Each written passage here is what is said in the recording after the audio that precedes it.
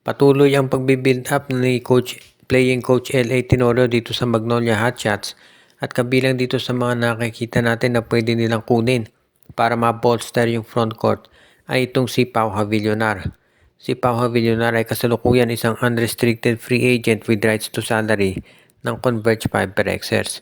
Pero mukhang mas babagay talaga to na makuha na ng Magnolia para magkaroon sila ng isa pang big man. Sa ngayon kasi itong si Pau Havillonar, pwede yan na maging reserve na center o kaya power forward nitong si L.A. Tenorio. Base doon sa mga nakikita natin mukhang ang magiging rotation ni Coach L.A. sa ngayon ay ito raw si itong si James Laput at Ian Sanggalang sa center. Pangalawa naman dito sa power forward si Yukin Andrada at si Xavier Lucero. Kaya itong si Pau Havillonar pwede yan maging third center or third power forward. Depende kung anong pangangailangan ng Magnolia. Wag naman sana pero kung meron ma-injure doon sa starter o backup nila, bagay talaga na makasama nila dyan at makuha itong si Pau Havillonar dahil yan ang magbibigay ng lakas talaga dito sa kanilang roster. Ibig sabihin, kung nandiyan si Pau Havillonar, kumpiyansa itong si Coach L.A. Tenorio na meron pa siyang isang big man na magagamit. Kaya nga sigurado na magiging maganda to para dito sa Magnolia Chicken Templados. At dahil unrestricted free agent with rights to salary, itong si Pau Havillonar, madali ang makukuha ng Magnolia.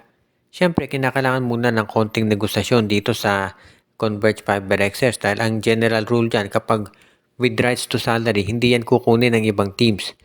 Pero kung hindi talaga interesado itong Converge dito kay Pau, pwede na yang i-acquire ng Magnolia, baka draft pick ang kapalit.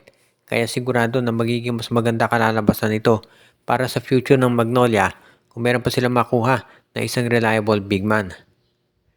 Ang isa pa nating report ngayon ay itong TNT Tropang Giga raw ay pupunta dito sa Dubai para sa isang pocket tournament bilang preparasyon para sa darating na season. Kumpara doon sa ibang mga teams na naglalaro sa mga tune-up games, talagang ibang ginagawa nitong TNT at ready silang sumali sa pocket tournament sa mga foreign teams para lalong mapaghandaan itong darating na season. Isa itong nagpapatunay na seryoso ang tropang 5G pagdating dito sa kanilang inaasam na maka-Grand Slam ulit.